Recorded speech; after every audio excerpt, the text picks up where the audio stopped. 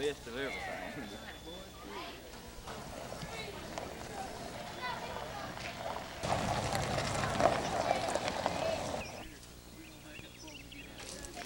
A lot of good looking.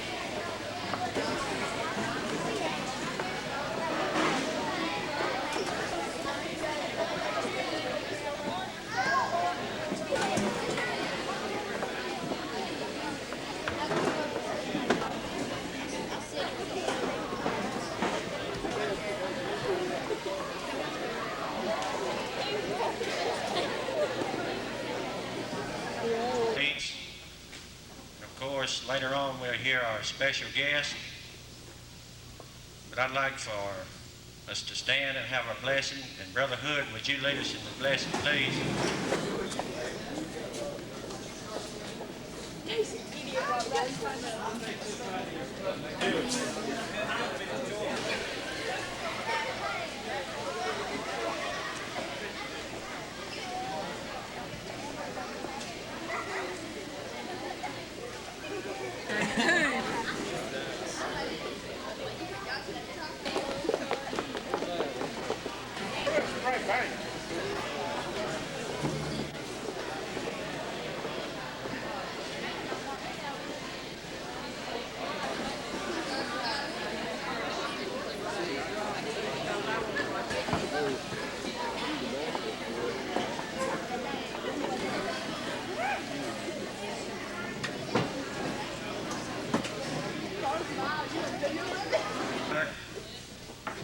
I'd like to remind the young people over to my left and my older people over to my right, people in the middle. The quieter you can keep it with the fans going, you can hear. Tonight, of course, I'd like to say thanks to the Boosters Club, cheerleaders, Ms. Parker, Ms. Overby. They were in here working when I got in, and also the cheerleaders. And also, I've got to recognize some people that was responsible for the food. I know the mothers are the one that prepared it. It's delicious. You couldn't ask for any better meal. And I think y'all deserve a good applause, so let's give it to them.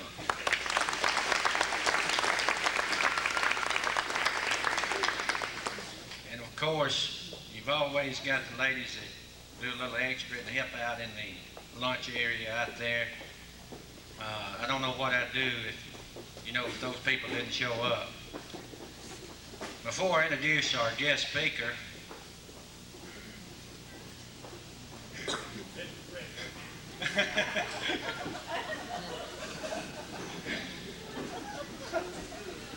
I'd like to tell a little story.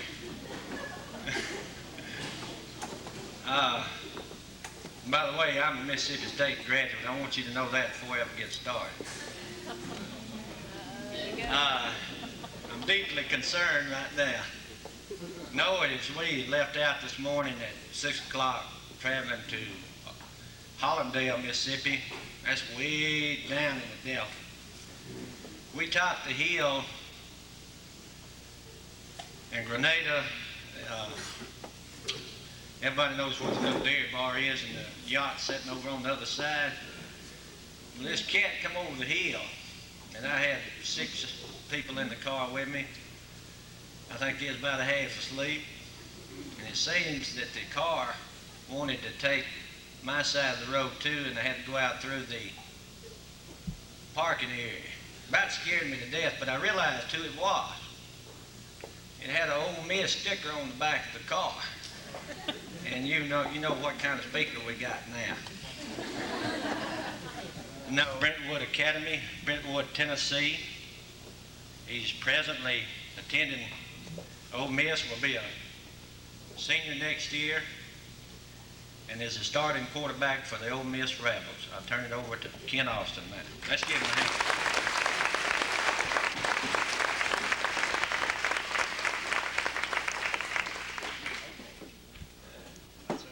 Appreciate that introduction there. That's not true. That didn't happen. What happened was I got great directions to come here. Got to write them down, so I was trying to go by memory. And it's coming down the road, and Tom McGregor told me, he said, when you come to the school sign, the yellow school sign, the road will be just a little bit farther past it on the left. And so here I am, I'm touring along, and I'm about 10 minutes late. I'm going about, 60 or 65 in my car. And I get to that sign, and I'm thinking, well, there's probably going to be a big road to the left, no problem, I'll be able to see it. And what happened was I came up on the road really fast, and there was this slow car in front of me and about 3 cars behind me. And I figured, well, if I miss it now, I'm never going to get it. So I turned in there going about, 45 or 50. I just screeched and made circles out in the road and everything else. And there's about 5 people in the parking lot, and so that's where we got the story from. But I didn't run them on the road. I guess, Mississippi State and everything, that's how they are. This lady over to my left asked me, how long am I going to be speaking for tonight? I guess she's wanting to get out of here. And, I know how this goes. You have athletic banquets, and the speaker gets up there, and he just drags on and drags on. So I'm going to make this short and sweet. But I really have something to say. And you young guys, I come from a background that's probably different, a whole lot different from most of y'all. And if you can't tell by my funny accent right now, I'm from Connecticut originally. And I moved down to Brentwood, Tennessee when I was in 9th grade in high school. And all my life I had grown up. Wait, let me say one thing before I get into my story here. I was out there getting dessert a minute ago. And I don't know, these group of guys came walking by me, and I don't know who it was. There's some little guy out here. And all I heard was, how about them dogs? It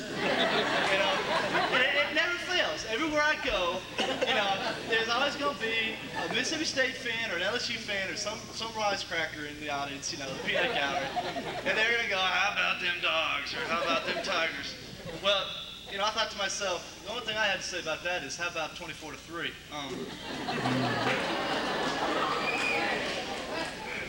Now, I grew up in the East, and my dad was an All-American football player for the University of Rutgers. Who's heard of Rutgers? Okay, who hasn't? Rutgers came down about 2 or 3 years ago and beat Tennessee in Neyland Stadium. And at Rutgers, his senior year, he missed 2 games because of a broken arm. And he was a tailback. And before he broke his arm, he was leading the nation in both rushing and scoring. And these were up against guys like is it Weathersby, who won the Heisman Trophy that year?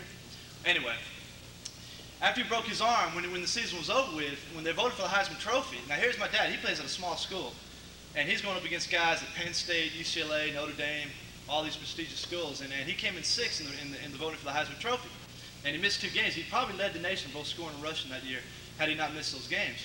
But as you can tell, I came from a really athletic background, a really athletic influence in my life from my father. And my dad wasn't the type of guy. He wouldn't say, Kent, you practice really hard, you do really well in high school, and what I'm gonna do is I'm gonna get you out here every day, and I'm gonna practice you for 6 hours. We'll hit the baseball, and you'll fill some grounders, and we'll do this and that. He didn't push me like that. And he never did with me. But my dad was smart. He realized as a young kid growing up, that money and cars were gonna really talk to you. So my dad would always say to me, you get around the dinner table, he'd say, Kent, now it really does cost a lot to send a child to college. So what I'm going to do is all the money that I save up for you to go to college, if you get a scholarship, I'm just going to give that money to you. You see how smart I was? Well, I wasn't a mathematical genius, but I could figure out, hey, look, this is a lot of money. And I'm thinking 280ZX, 300ZX, Z28. I'm not kidding, that's what I was thinking. And I thought, well, get my car and get my scarf and, get my sunglasses, and I'm just going to tool on into, some big campus, and I'm going to be the big man on campus. And I'm going to be the football star or whatever. At that time, it was basketball that I was really interested in. And I have my whole future planned.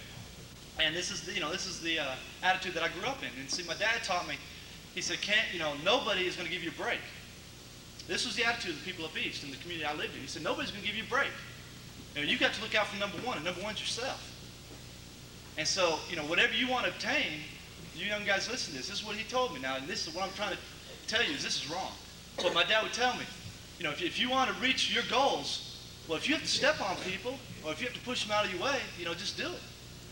Because that's what it's going to take sometimes. In this society, it's a dog-eat-dog society, in a dog-eat-dog world, and nobody's going to give you breaks, so you just got to step on people and just go for it. And so this is the attitude I grew up with, growing up at Beast. And that's the way I was. I was very egotistical, very arrogant, very self-centered, and all I was looking out for was myself. All right, now, nobody in here is like that, are they? All right, who's the quarterback in here? How many quarterbacks we got in here? Uh-huh. You got a girlfriend? Well, you got 2 or 3? Oh, no, I'm not picking on you. But seriously, this is the attitude I had. See, I could turn on the TV, and I could look at guys like Roger Staubach and Dr. J, and I could put it together. I could realize that society put these guys up on a pedestal. They had the money, they had the cars, they had the women. I said, man, and people worship them, and that's what I want. So I go out there and I would practice every day. I'd get out there with the basketball and I'd practice 3 or 4 hours a day.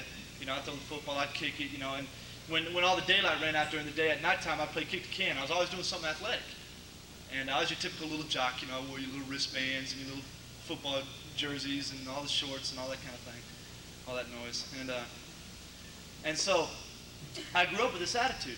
Now, what I want to tell you is, life didn't come easy for me, and some of y'all are thinking, well, this guy's, the quarterback at Ole Miss and all this stuff.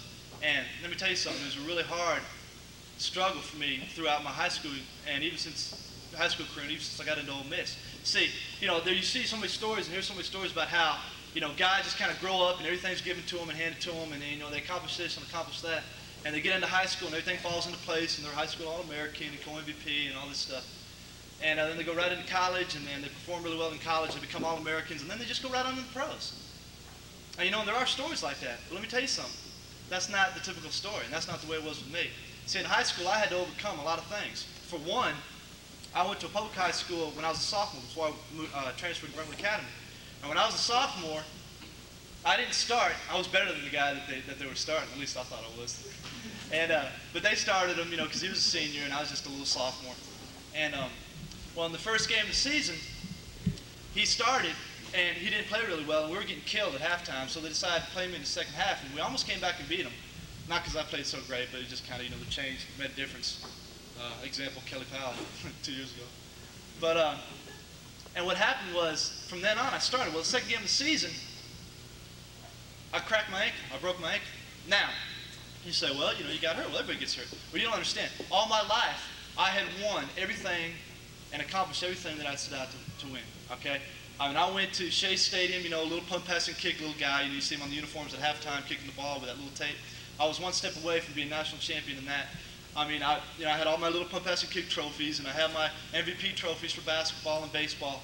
And I never experienced anything like this. And now here it was, doctors are telling me, hey, you're going to be out for, at least the whole year. You might be able to come back towards the end of the year. And I didn't know how to deal with this. All right? Because see, guys, in high school, if you miss a year, you don't get that year back like you do in college. You can't get redshirted and you can't get hardship like you do in college. But if you miss your sophomore year, you move on to your junior year. If you miss that, you go on to your senior year. And see, all my life I had been conditioned by my father, hey, look, you got to do well in high school to get that scholarship. And now all of a sudden those plans were failing me. I thought, man, what am I going to do? Here I was going to miss the whole rest of the football season. I was going to have to come back my sophomore year and start all over. Well, I came back. I went around to about 3 or 4 doctors and finally got, the hard head that I was, I finally got one doctor to tell me that, well, if you sit out just about 4 weeks, then you can come back and play. And so I came back and played on my broken ankle after about 4 weeks.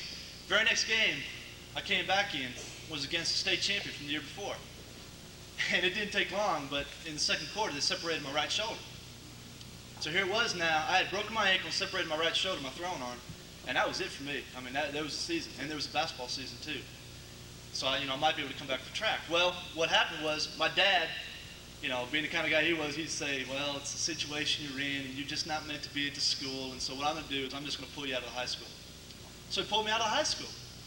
And here I was being a bum, sitting at home. I wasn't even in school. I was sitting out for 3 days. And finally, I transferred to Brentwood Academy. To make a long story short, when I got to Brentwood Academy, I had to sit out a full year because I transferred. So I only played a year and a half of high school football. That's it. You guys only played a year and a half. And it was a struggle for me to get back on top and get myself to a point in my career to where colleges would come and recruit me. And everything fell into place. And I ended up having a good senior year, and that's what really did it for me. And I was recruited by most of the colleges in America, and I chose Ole Miss. And what I'm trying to tell you is, I wrote down some points here that you really need to listen to that I think really helped me in my experience growing up as an athlete and as a person. And I want you to know that it's not going to be easy, but nothing's ever given to you that means something to you if it comes easy, all right? If you're just handed things and you just kind of go through life, but when those times come, when you meet hardship and when you struggle some, you're not going to be able to deal with it, all right? And I really felt like that was a growing time in my life. Now, when I got to Ole Miss, the same thing happened. I didn't start my freshman year because Forcade was there. Everybody remember John Forcade? How could you forget him? My sophomore year, I started for Coach Sloan, and that year, everything was great. I mean, I set records. I have an NCAA national record and everything, and I set some SEC records and school records. Boy, I thought I was great, just like I did when I was in high school. I thought, boy, that was great. And what happened was, very next year, Coach Sloan then left. Coach Burrow and his staff came in, and everything fell to pieces for me. I was voted one of the best sophomores in the country that year at quarterback, and the very next year, in 6 games, I got sacked 35 times. Now, I'm not slow, so that's not counting the times that I ran away, scrambled through the ball out of bounds just not to get sacked. I'm not kidding now. I could have been sacked at least 50 times in 6 or 7 games. I had 2 hurt knees, a banged up shoulder, and some other problems, and everything fell apart for me. I had some family problems at home. My parents got a divorce that year, and I had to go home for that trial before the Vanderbilt game. Well, if anybody remembers the season, it was the Vanderbilt game that Coach Burrow pulled me out and benched me for the rest of the season. Because he felt like at that time, I got to the point where I was too emotionally drained and too physically drained to really go on and to help the team anymore, it was a good decision. And so he brought Kelly Powell in, and what happened? Everything fell into place. Won 5 straight games with the Independence Bowl, and what was I doing? I was sitting on the sidelines. And boy, that was hard. Here I went from a hero the year before to absolutely nothing the next year. So see, guys, my career hasn't come easy for me. And I had to struggle from that point to get myself back up to a position like I was before. And I had to come back the next year, this past year, and really practice really hard and get myself mentally and physically prepared. And like I said, I'm going to go back to these points, so I'm going to go ahead and talk about them right now real quick, that I think you can take with you. And really listen to them, especially you younger people. You say, well, I want to be a professional athlete. Well, let me tell you something. There's probably, the odds are, there's probably nobody in this room that'll be a professional athlete in any sport, especially football. And you say, oh, come on. No, it's true. How many people from this high school will go on and play college football somewhere, major college football? Not many. I don't know. I don't know what it's like. But, from my high school, my senior year, I was the only one that had a chance to go on and play major college football. Now, how many people, once you get out of the high school stage, how many people from college are going to be picked to go on and play professional football? Do you know how many college football players are in America? It's thousands every single year that are graduating. Not many get a chance. It's a very small percentage. And what I'm trying to tell you is, this dream of being a professional athlete is good, but you got to be realistic, okay? And that's one thing my dad always taught me growing up, was to be realistic. And so I always fell back on education. And I got my education. Well, the points that I wanted to make that I kind of grew up with and that I think really helped me out, and since then I've kind of adhered to be a good athlete and to be a good person. One is practice. Now, you can't get over practice, because when I was little, what I would do is I'd go out and I'd play basketball. I'm not kidding, sometimes 3 or 4 hours every single day. Just shoot and dribble. Every day. I'd throw the football every single day, an hour or 2. You can't get over, being trained as a youngster to have good, if you got some kind of athletic ability, to be trained to have dexterity and coordination, and that comes at an early age. And so I felt like practice was one of my main ingredients for getting to the point where I am right now. The second one was determination. I've kind of been talking about that throughout this whole talk about being determined. That when things go wrong, man, you just got to suck it up and just go for it. All right, because see, nothing's going to be given to you. And nothing's going to be given to you easy, and you got to work for it. The third one I came up with was a desire to win. I grew up with hearing all the time, well, it's not whether or not you win or lose, it's the way you play the game. Well, I don't believe that. I think that's probably one of the worst models that were ever formed or ever created by. I don't even know who came up with it. Now, the difference is this. If it's not important to win, then why do you keep score? All right? I never went out in any contest just to play good. I went out there to win. Now, the difference is your attitude in winning and losing. If you had an attitude like I did growing up, egotistical, jump on the referee when he makes a bad call, get all over my teammates because, they messed up, or, you're going to be a sore loser, that's not where it's at. All right, then it's the attitude. You can be a gracious winner, and you can be a really good loser, and that's where it's at, okay? The last thing I came up with, well, 2 more points was being the best you can be in everything that you do. Doing the best you can be. Now, when I was little, I was lazy. I knew I had some ability, and I kind of just rolled in my ability, and I didn't really push myself. But let me tell you something. In everything that you do, you young people, you young girls and guys, in everything that you do, you need to be the best that you can be. And everything that you set out to do it the best that you can, and that's all you can do. My dad always said, look, just give 100%, and that'll be good enough. You hear coaches say, well, I want you to give 110%. Well, you can't do that. You can't give 110%. But you can give more than 99%, can't you? You can give 100%. And that's what I always grew up with. You got to give 100% everything you do. It's going to make you a better person and a better athlete in the long run. All of these points that I listed, all these things are great, but the most important thing in your life, and one thing that each individual in here is going to have to decide upon, is the direction you're going to take. See, you can adhere to all these certain characteristics, but if you don't have a direction in your life to carry out these principles, then they're all for naught. They're not going to help you. And this is to the point where I can't go anywhere and speak without sharing the fact that I'm a Christian, and Jesus Christ is the most important thing in my life. And you think, well, coming from up east, that's pretty weird, and it really is. I was really fortunate because I didn't grow up hearing anything about the Bible or anything. But I became a Christian when I was a sophomore in high school, and He gave me the direction in my life to get me through all the times and all the trying times of my life with my family and with my athletics. And I can honestly say, without Jesus Christ in my life, I would never be standing up here being able to talk to you guys. And you think, well, here comes another athlete and, he's preaching. No, I'm not preaching to you. I'm just trying to tell you what's really important to me. I'm trying to tell you, if it's funny in the South, people grow up thinking, well, I go to church and all this stuff. Let me tell you something. The thing that changed my life, and all I can tell you is what changed my life, is when I asked Jesus Christ to come into my heart and to be my personal Lord and Savior, to change my life, to change my attitudes and my values. And He gave me the direction. And and He said, and some of you, you won't be able to believe that, you won't be able to understand that, and I know that unless you could have lived my life. But the only proof that I have is in my heart. And I know where He's brought me, and I know where I've been, and I know where I'm headed. And that direction will never fail. It'll always be steadfast. You see, if I was to rely on athletic performances and my athletic career to carry me, I'd be just like this my whole life. When I performed well, I'd be up on the mountaintop, and when I did bad, I'd be right down in the valley. See, someday I'm going to have to give up my cleats and my helmet. I don't know if I'm going to play pro football or not. I don't really care, to tell you the truth. I'd like to, but it's not important to me like it used to be. But one day I'm going to have to hang up my cleats and helmet.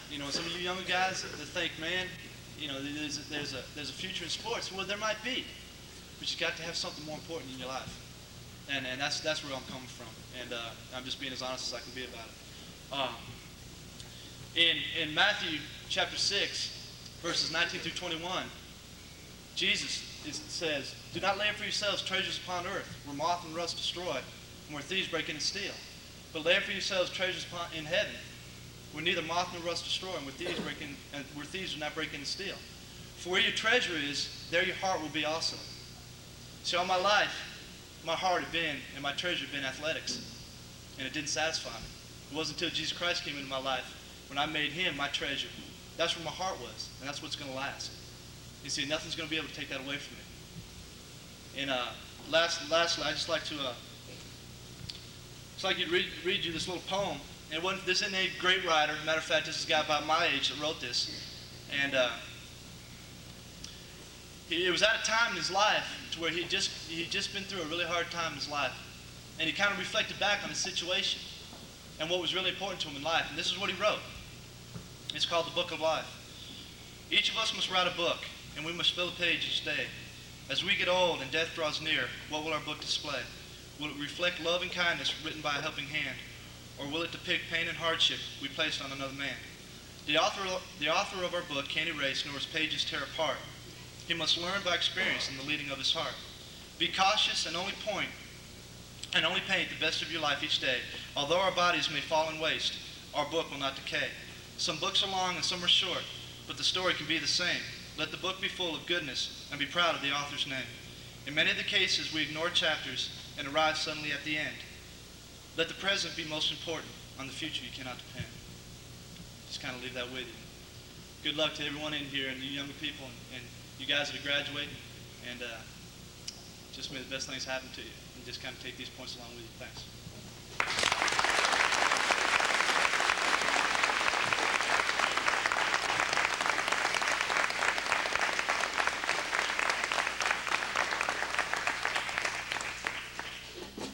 Certificates that we'd like to give out and recognize a few people. In this, we have included all the athletic activities plus cheerleading here at the school. And as the young men and women come up and get these certificates, they represent the sports and the activities that they participate in.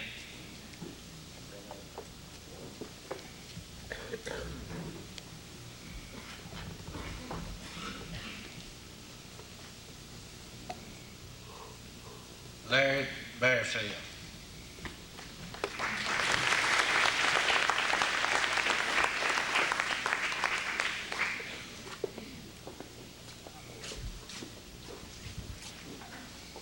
Eddie Bollinger.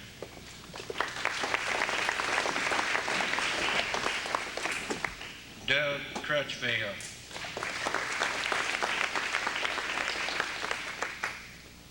Michelle Davis.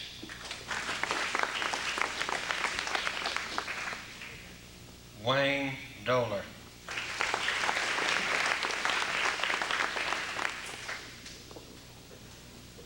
Christy Harmon.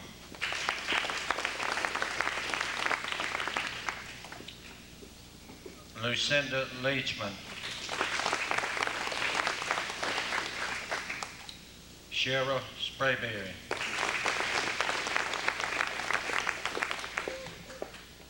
Scott West.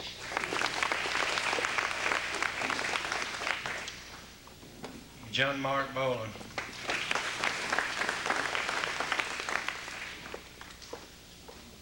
Darren Collins.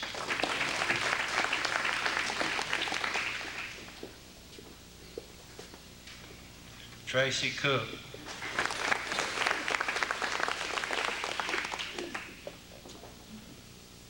Wayne Crocker.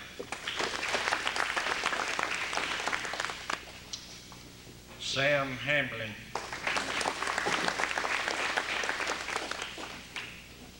Tammy Hubbard.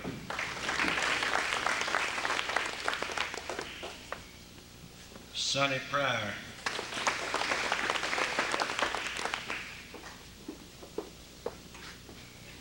Wayne Stone.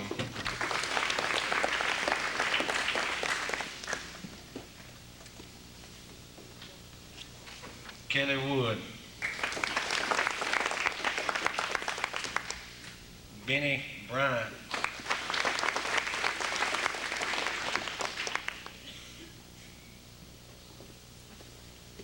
Jim Edwards.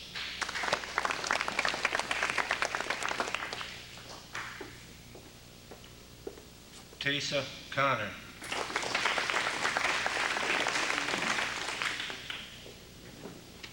April Davis.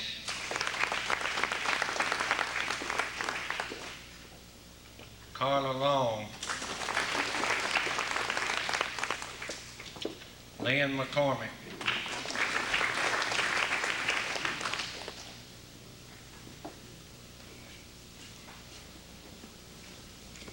Millette Morgan.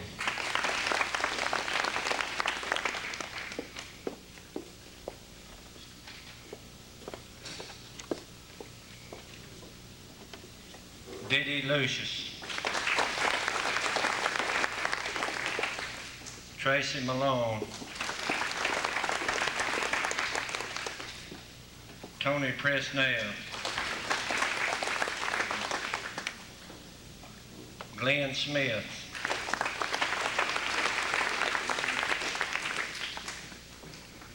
Jeff Bearfield.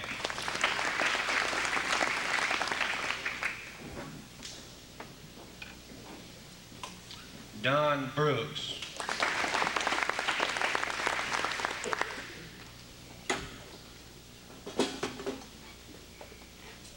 Travis England.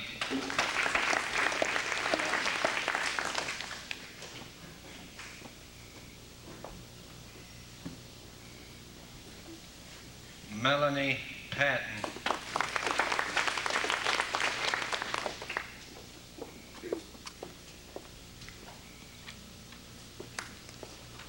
Jason Purdy.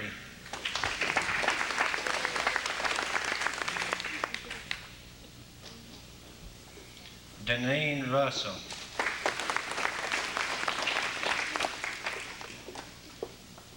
Daniel Spivey.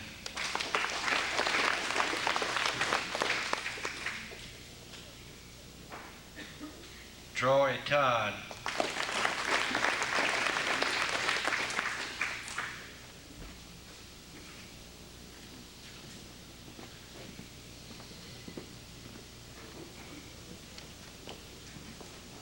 Lee Vance.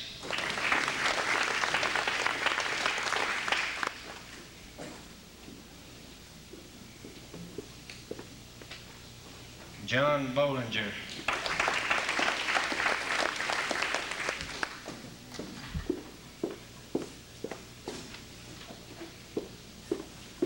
Kim Bowles.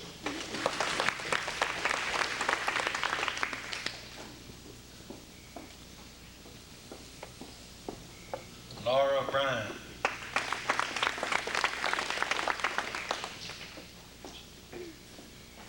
Taffy Connor.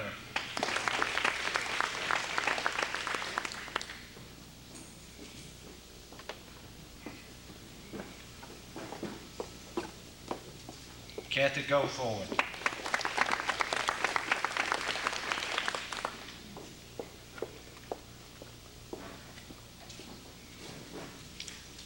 Dana Gray.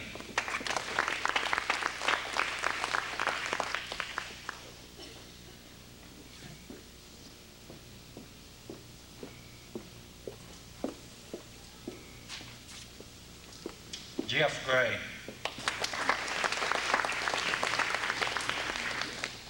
Pam Harrison.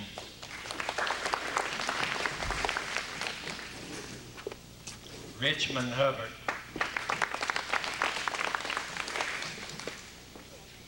Michael Keaton.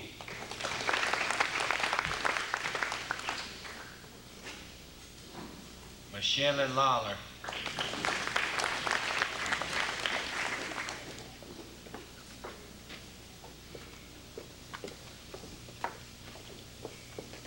Greg Lovern.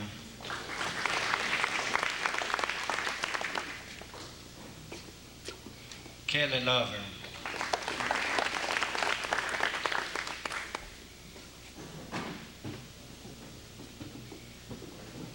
Mark Martin.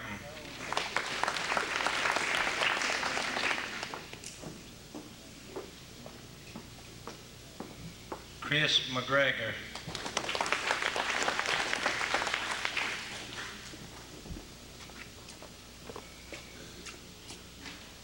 Kim Lattis.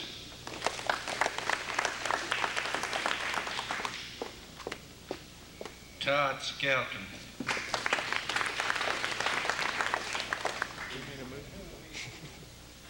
No. You have to look up to him.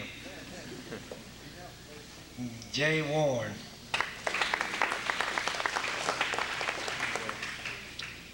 Barry West.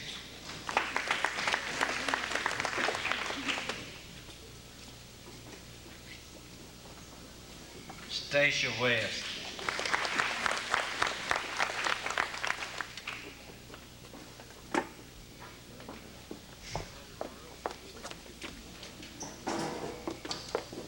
Paula Wiggs.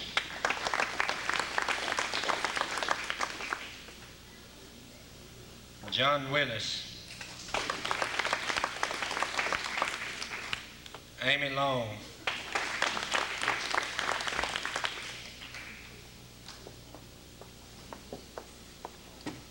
Kim Lovin. Clay West. Dennis Weaver.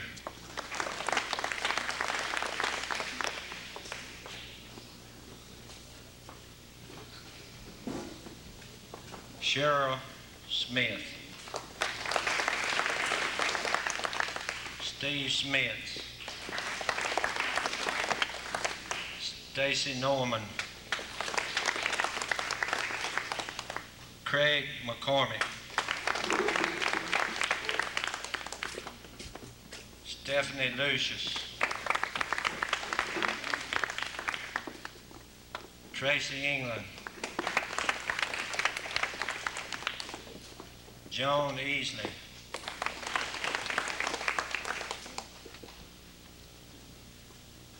David Easley. Marcia Dees.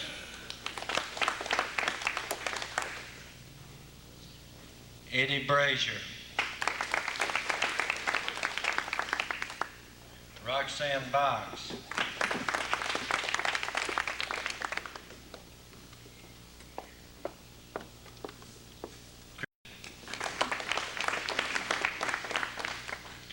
And you wonder why I'm getting these big people over here to my left. I remember one famous quote about the managers. This is my managers, and I certainly think that these kids deserve a recognition. I won't. I'm going to ask them to stand up now because you don't know what they've done for me. I want Eddie and Michael and John Bollinger and Chris Bivey to stand up. I'm going to give them a hand because they help me every day that rolls. Let's give them a hand.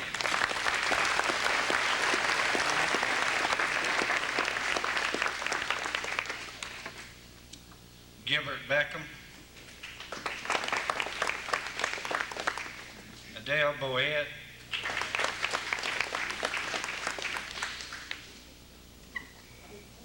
Michael Brazier,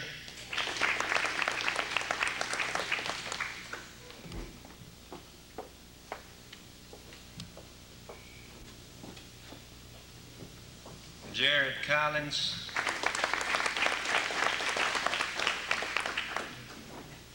Damon Doler,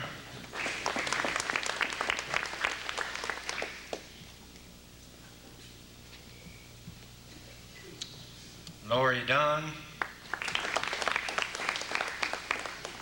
Jennifer Evans, Jeff Harmon,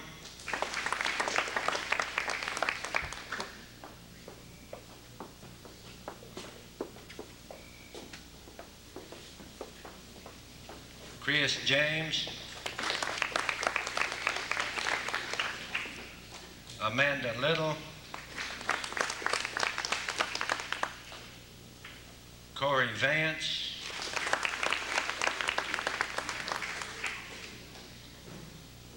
Mandy Warren,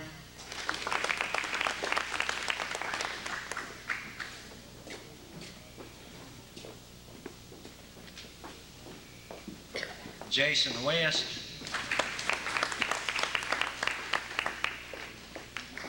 Lori West,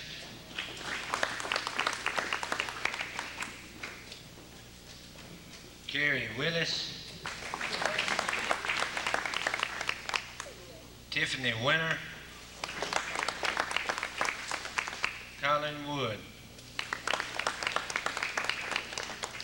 A lot of the reasons why you see these younger people is that we began our junior high track program and we went down to the 6th grade and we thought it was worthwhile to recognize those people. And in a few minutes when we give out the trophies, Coach has a couple of people that he's going to recognize that participated in the track in junior high and did a fine job for the first year. Also, we'll present our awards to our football, beginning with our high school football, and we'll present those now.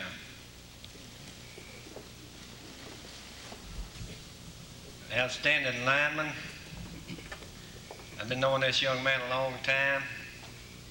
He's been big ever since I've known him, and he's red-headed. Wayne Dolan.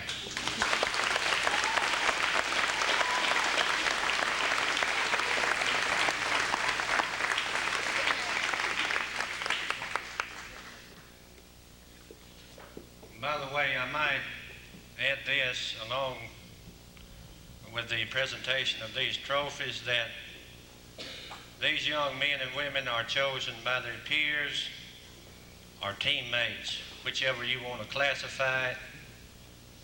Our 1984 outstanding back, Darren Collins.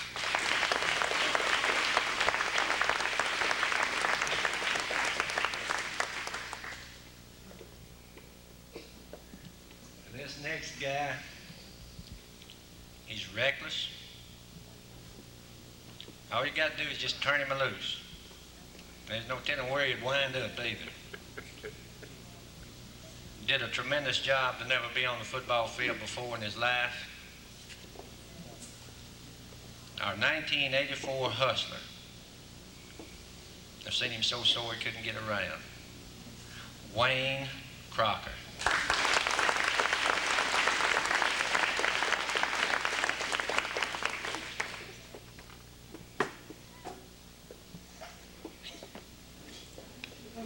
Next we have junior high football. The Hustler Award in junior high football in 1984 goes to Chris McGregor.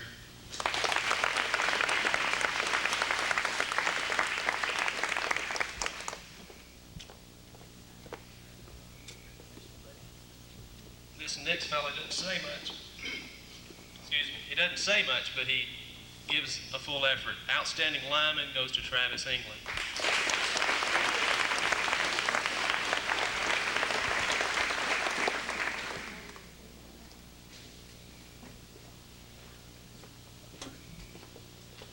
Outstanding back for 1984 goes to Jeff Gray.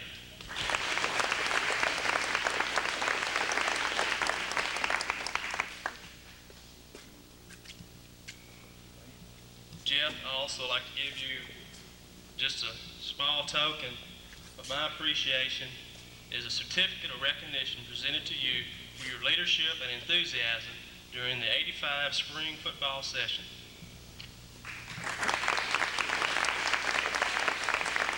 Three more awards for the junior high spring football, and they may be surprised I've already recognized for once. For most improved player, in my opinion, I had two during the time we were out. Most improved player, we had two, Dennis Weaver and Eddie Brazier.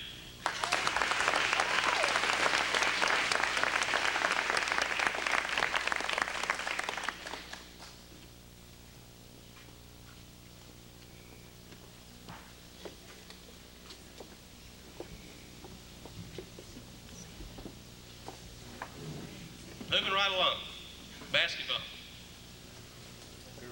Girls, high school girls. Of course, I'm not the junior high girls coach. He's standing to my right. I'd like to say something about this group before I give these plaques out. It took a team effort. You know, we only had 8 until we moved up our only 9th grader. Out of those 8, 6 of them are sophomores, and 3 of them had to start the season. I remember one, she's sitting right in front of me. She says, "Coach, I'm not good enough to start." Well, they knew they had to start, and all I asked them was to give it their best effort. And here one night, if you came and watched when we were playing Chickasaw, I had 3 to foul out. I had 4 sophomores in the ball game. We won with 4 with just a few minutes left. 4-on-5. And I just want to say something about their consistency and the whole team effort. Give it your best effort always. And about each one in general, sometimes they thought I was too hard, maybe too easy. But if I was too hard, it was because I cared. I'd like to congratulate our senior for her quiet leadership and her tenacity. She never did give up, and she stuck with it throughout her career. For best defensive player goes to a young lady who always felt like she was treated unfair, especially by the referees, as she was knocked down, and some of those were Hollywood acts. This goes to the best defensive player, to Millette Morgan.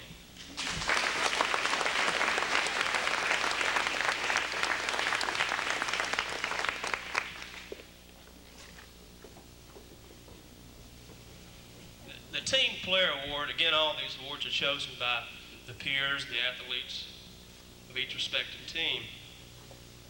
This goes to a young lady who was voted as the team player 1984-85, Dee Dee Lucius.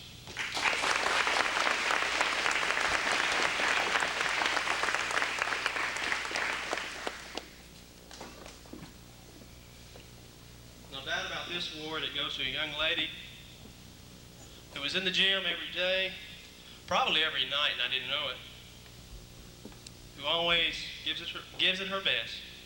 Hustler Award goes to Tracy Cook.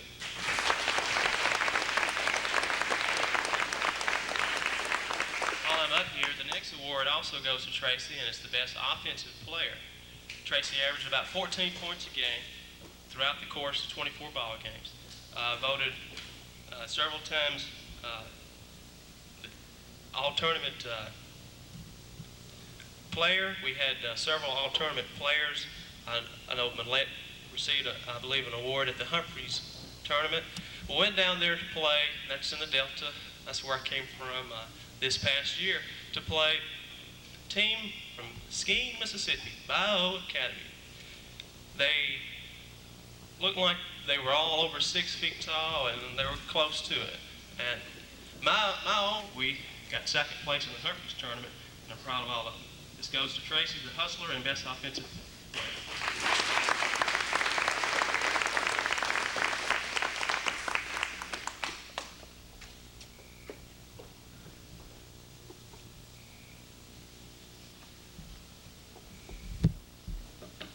The next two awards goes to a young man who gives it his effort, his 100% effort, who not only on the court but also in the classroom. He's well liked. It's rumored in the last issue of the newspaper that after each ball game he brushes his teeth and he puts on his cologne. And this is probably true. For hustler and team player, unanimously and so well deserved, goes to Darren Collins.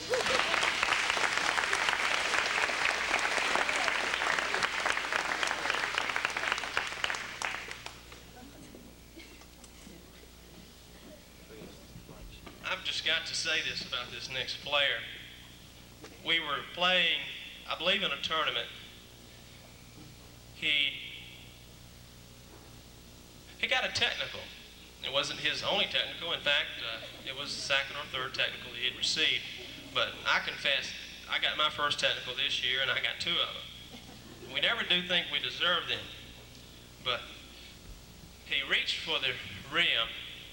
I believe what he was going to do is dunk it. He missed the goal. He grabbed the rim. He held to it for about 3 seconds. The referee gives him a technical. He knows it's his 4th. He's got to come out because I need him at the end of the ball game. He sits down by me and kind of puts his arm around and said, "Coach, did I mess up?" I looked at him and I said, I was almost in tears from laughing, and I shook my head no. That's all right. Best offensive player for high school boys basketball, with an average of about 16 points a game, with about 9 rebounds. Best defensive player and best offensive player goes to Mr. Sam Hamlin.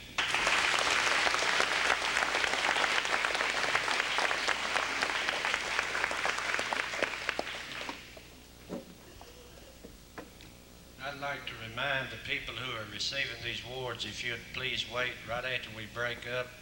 We need to get some pictures made.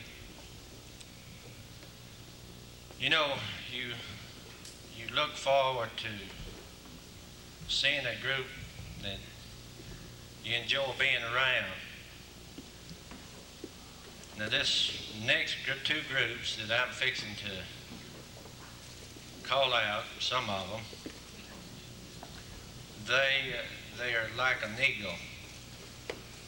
They watch me all day long to see what they can get into. And especially, you know, they say, well, Coach Cook, he's getting old. I'll never will forget this. Walked in, what do y'all got in your mouth? Oh, we got some little bits of sugar in their mouth. We went on about practice and I look around, they got a wad of bubble gum in their mouth about the size of a good cud that a cow would chew on. But I certainly enjoyed this group, and I tell you what, they got a lot going for them if they work with the effort that we work each day out here, that we're in this gym, and some of the best looking athletes that Calhoun Academy has ever had coming up. They're 8th graders, they'll be 9th graders next year.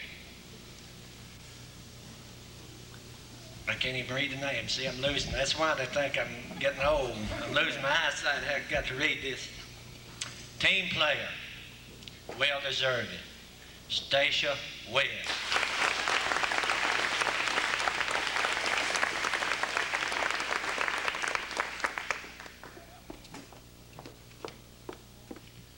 And I might add that, you know, being at the age that these young people are, when it comes down with 2 or 3 seconds to go on a clock,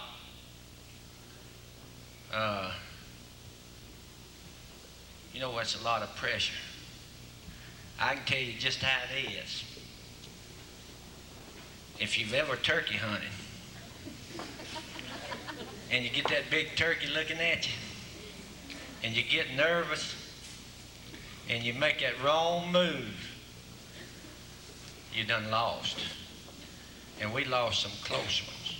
1 point. I think we lost about 4 ball games that we didn't come through on. But, you know, there's always the next year, and that's what we're looking forward to. Best offensive player, 1984-85, Kim Bowles.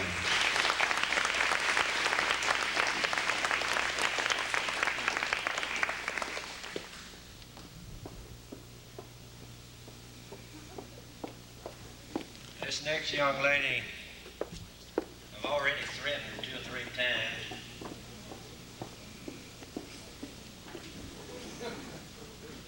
Best defensive player, Dina Gray, 1984-85.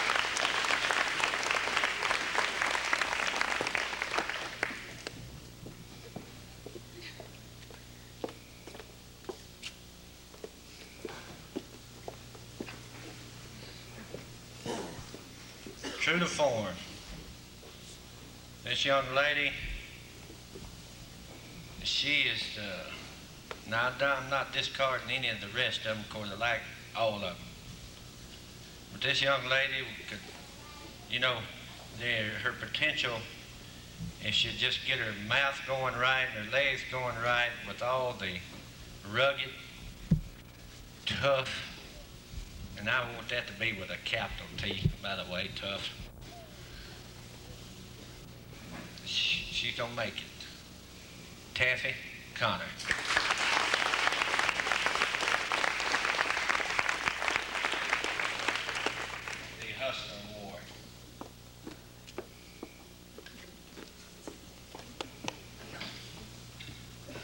got to point out something about this next individual going to our junior high boys. You know, and I hope you parents don't, I know it's rough, especially when old Coach Cook gets to hollering and carrying on. And I'm not as bad as I used to be. But I see things in kids that I want them to excel. If I have to shock it out of them, fine. I see things in kids that you might not see.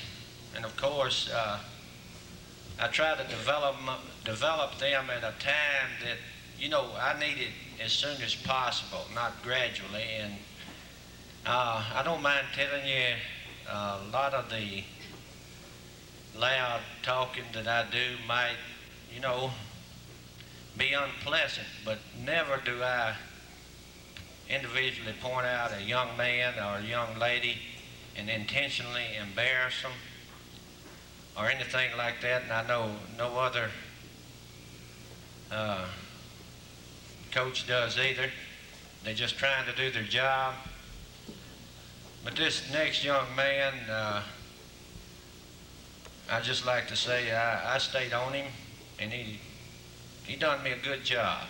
I tell you what, you couldn't ask for the way he developed and went on and played tremendous ball for me in junior high. And I'm a team player for 1984-85, ninth grader Lee Vance.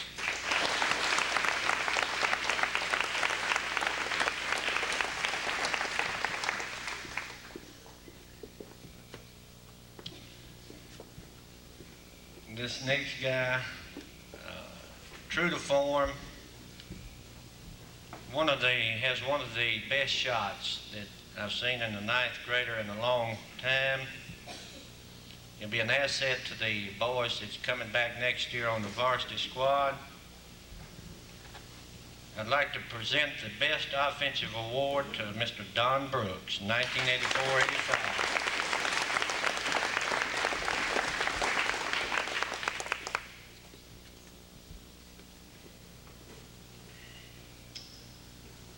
This next guy, he's going to be a tremendous athlete if he just he's got a little lazy streak about him. You have to get down to all the marbles, and when all the marbles, you start going for all the marbles, he really puts out. Does a fantastic job. If he just realized he could do it all the time, he would be something. He's a hustler, and he's a defensive ball player. Mr. Jason Purdy.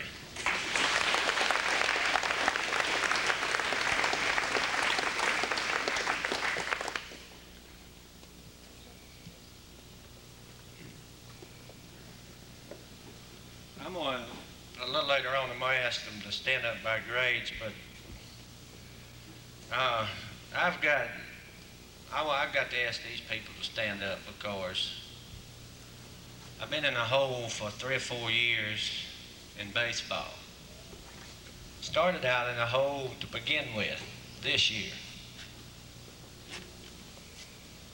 Baseball is a game that, well, in pros you have superstars.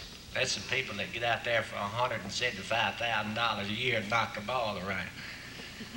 Well, we don't have them here at Calhoun Academy. But I got a bunch of kids. I could have killed them today, though, if it done any good. First of all, I didn't tell Ken, I told you a story about the Ole Miss, meeting the Ole Miss man. Well, I had a Mississippi State man warming up today, and they tried to, look at my chin. They tried to send me on back home the wrong way. But I tell you, I want to recognize them, and when you see the size of them, they do a tremendous job, people. And the next step that I want for Calhoun Academy, besides an extension out here on the building, is a baseball field right over there, because we got some talent. And it's kids that don't excel in other sports to a great extent as far as size and all is concerned. So would that baseball team please stand up?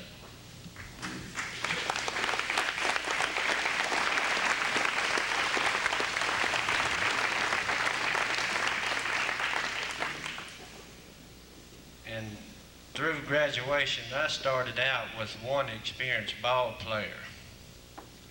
And really, anyone could be as a standout. But I had a position that was alleviated by graduation that no one wanted to play. Well, you know, like all coaches, you go through the hall and you look for someone for that position. And finally I found one. And he's our 1985 player, most valuable or outstanding. He took a job, he's done great at it.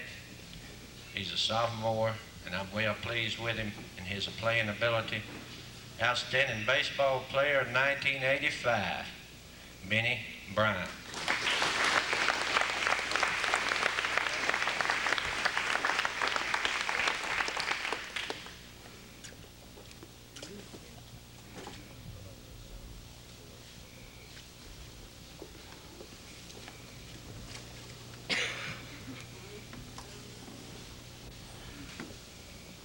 People, you don't know what it means to have two young men that is a great asset to the school and to the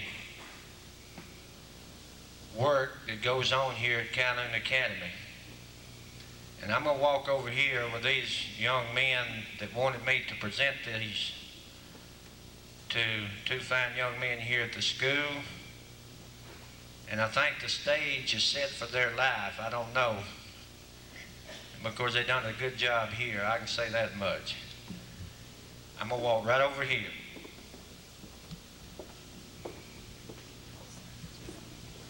Where's the Pee Wee boy? Girl. Larry, with you and Wayne, come over here.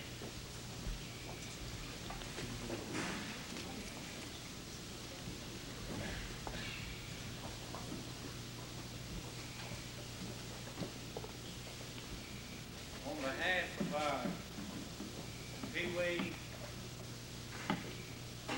we would like to present Coach Larry Bearfield, Calhoun Academy Pee Wee football 1984.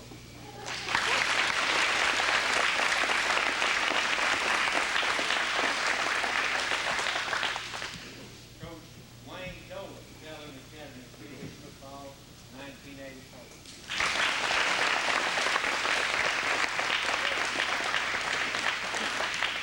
And Larry, it's, you know, I can't describe in words to you what you meant to me in helping me out and as an asset to this school. I certainly hope that this will show you how life goes on in an activity where you have someone involved, especially a group like that. And Larry has come to me and Wayne, Coach, what can we do to these that won't shut up? Well, you stick cotton in their mouth. They just find out what coaching's all about. But Wayne, on behalf of the junior high or Pee Wee and me and Coach Reed, I certainly appreciate what y'all done for me. Job well done, and I'd like to give them an applause.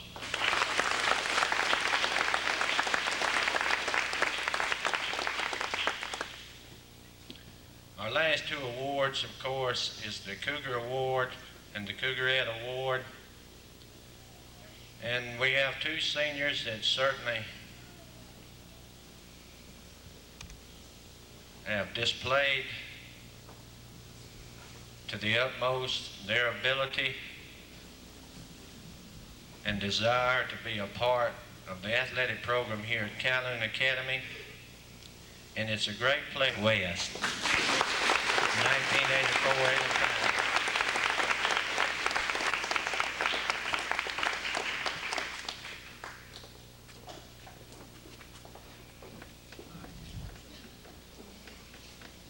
I've got 2 awards for our young track program that we began this year. Before I do that, I was going to tell Mr. West a story on our Huntsville trip, but I forgot about Scott.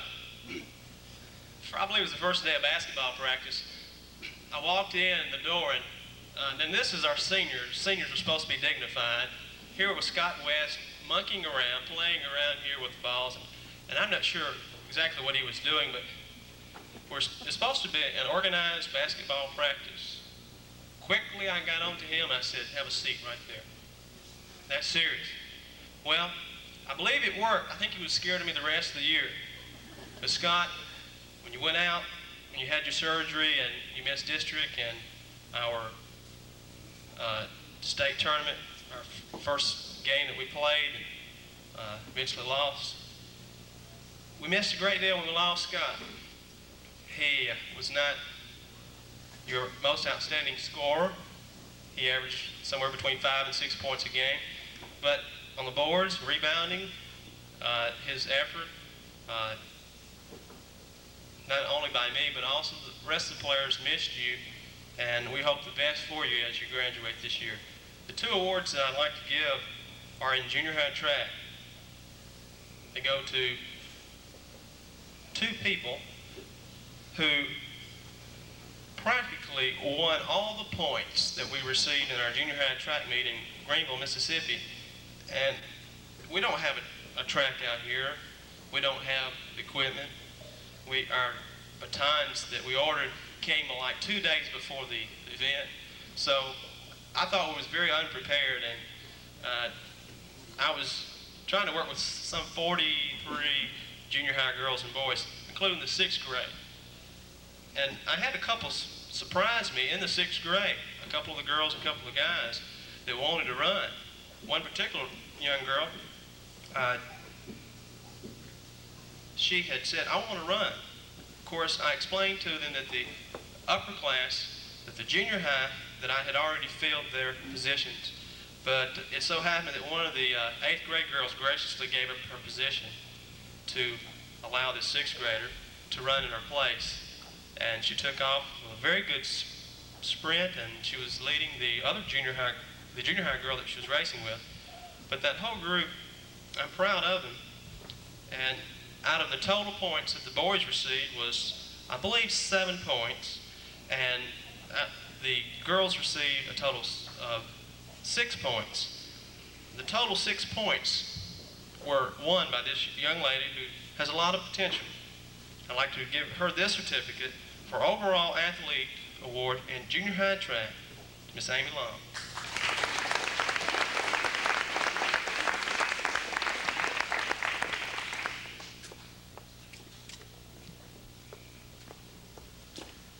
And the last award,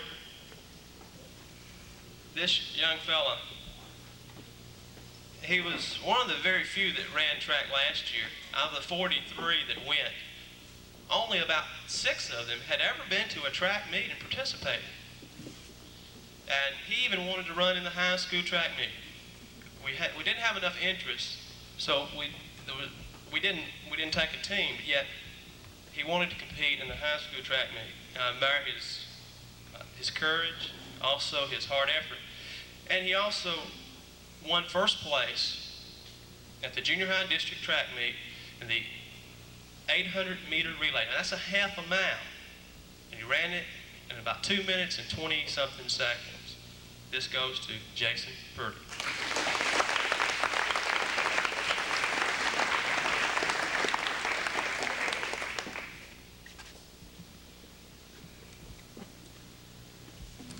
You know, I don't know whether John Mark was probably along the time that we went down to Winona, and this cat from the Baltimore Colts was calling the ball game. I was sitting over there like a peon in the dugout. He got on me and I got on him, and his arms looked like a beast. And I said, yeah, you look tough. I was looking for me somebody to take care of me, so I found somebody that's big, and I need to recognize him. And I certainly appreciate what he's done here at the school and on the football field. And he does a good job. I'm going to enter him as a comedian one of these days on Bob Hope special, I guess. I never will forget the night. You know, when you can be sitting out there on the football field, I don't know whether you've ever been a coach, and all of a sudden your hair starts turning up on the back. It's the breath off the parents in the stands. Well, this cat had the three little managers over there struggling with a 40-gallon water cooler. And he said, I wish y'all would get out of that prayer meeting and get some water out here. And they was trying to tote that 30-gallon water cooler, and they couldn't hardly tote it to begin with. But this guy does a good job, and I appreciate what he's done. He came up here and donated his time to Calhoun Academy and to these kids out here. And I think that we need to give him a good applaud and ask him and his wife to stand if she can get up. Spud Deaton and Carolyn, would you please stand?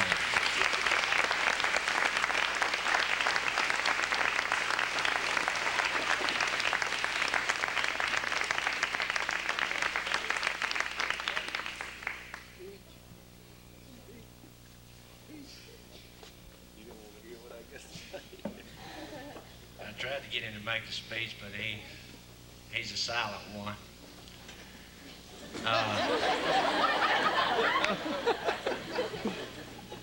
Is this on? Who brought the taco salad? Would you please raise your hand? Don't be ashamed. It was delicious. I don't know. I really enjoyed working with the work. Spit it out, Spud. That's how I got my nickname. I really enjoyed working with the young people around here, just kind of taxing on the nerves and other things, but we just won't mention that. But the three managers that I got on to, all I can say, fellas, is I meant every word of it. They gave it all. They gave it all. I mean, I didn't know what they were doing. One time they said, Coach, will you unload this cooler off the bus for us? I grabbed it and I never said another word to them about the speed they traveled with it. But I want to take about an hour of your time and give you a short explanation for a long subject. We've got a good thing going here, and people have asked me. They say, "What are you doing hanging around at the academy? You don't even have a kid that goes out there." I say, "Oh, you're a very perceptive human being. My eldest is 3. My youngest isn't born yet. But you got to put something into it for it to be there when yours get ready to go." And I fought people my age over this issue. What the heck? I'll fight over anything. But we got to, especially our seniors, our parents that are here tonight, that I don't know that this may be your last child in school here. What I'm trying to say is, if your last child is graduating this year, don't abandon us. And if you don't have kids in here yet, if you know somebody that doesn't have children here, tell them to come on. Let's get active in this thing. That's what, I can't say that it'll be everything you want it to be when your child gets here, but hey, you got more control over what it will be if you get in there and work. That's kind of like the people that gripe about the politicians and then they don't go vote. they wait till it's all over with and then complain because the politicians don't do right. And then you ask them, you say, well, who'd you vote for? And they said, well, I didn't get around to voting. Well, you tell them to shut up then, and they're not going to vote and don't cry. But I know, I can tell y'all are all interested. Boy, I tell you what. But Coach Cook has taught me one thing, and that is you be just like a duck. Keep it smooth on the top, but on the bottom, just pedal like mad. The man worries so much he can't even have an ulcer. But I appreciate working with them and with everybody, the parents, everyone. You've been great. I mean, I cannot complain. But as you leave here, if it's your last time, when you graduate, if it's your last time to come into the classroom, as you go down the road and you see a stocky kid that's in the 6th grade and looks like he'll be a tank, please send him my way, because I'll take all the linemen I can get, and those faster linemen will make backs out of them. But if you will, just send them our way, and don't run off and leave us on this thing. You got to keep working on it and keep somebody else coming back. So one of these days when you say, well, I think I'll go to a ball game down at the academy, it'd be a sad thing to wake up to. You move off and come back and say, hey, it's Friday night. I wonder if they're playing at home tonight. And you call up your old buddy that lived down the street and you played ball with, and he said, oh, man, you hadn't heard, the academy, they closed the doors 2 years ago. That'd be a sad thing to look at. And I don't want to see it happen, because I know I've got a good many years ahead of me that I'm going to be looking for a place for quality education for my children. And that's the reason I'm active in it now. And y'all just stay in there and keep pitching with us, because, hey, with all of us together, we got to do something right. So if you will, just as you get out up and down the road, like I said, send all the football prospects to me. Thank you.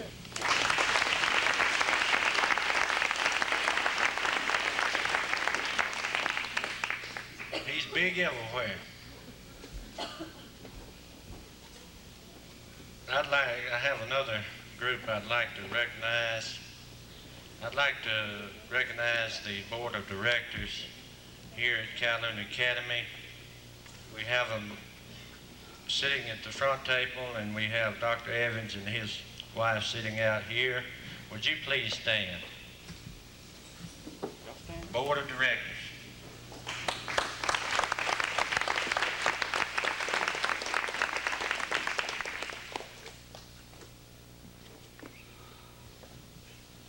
I'd like to take all of you, if I could, down to Hollandale tomorrow at 12:30 with me to give us a little support for these kids.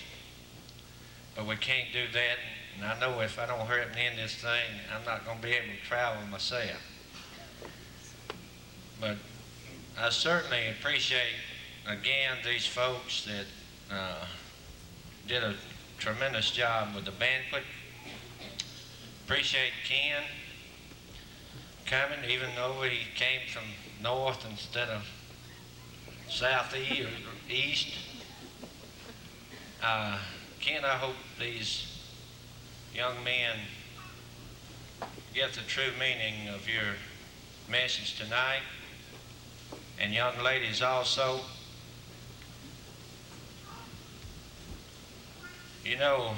When a young man of Ken's caliber stands up here and tells you what it is, that life is not as easily as you're dreaming right now, you better think serious.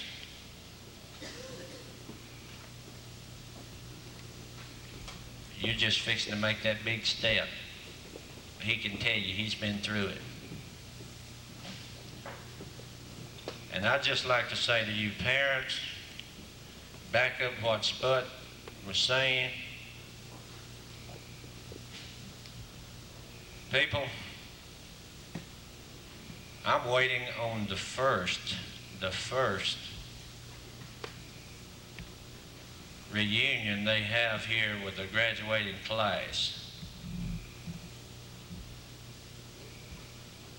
And like Spud says, it's common knowledge, folks, that one of these days you're going to have grandchildren.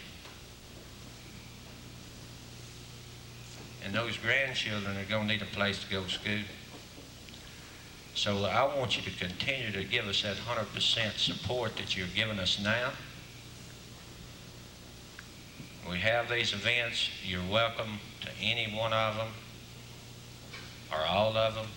You're welcome at these doors at any time. We certainly appreciate you being part of the school. If there's no other announcements or anyone, if not, remind you to wait for the pictures. Also, I have been asked to make sure that I introduce Ken to some folks, and I'm going to do that right after we dismiss. I've enjoyed having you here at Calhoun Academy. Good night.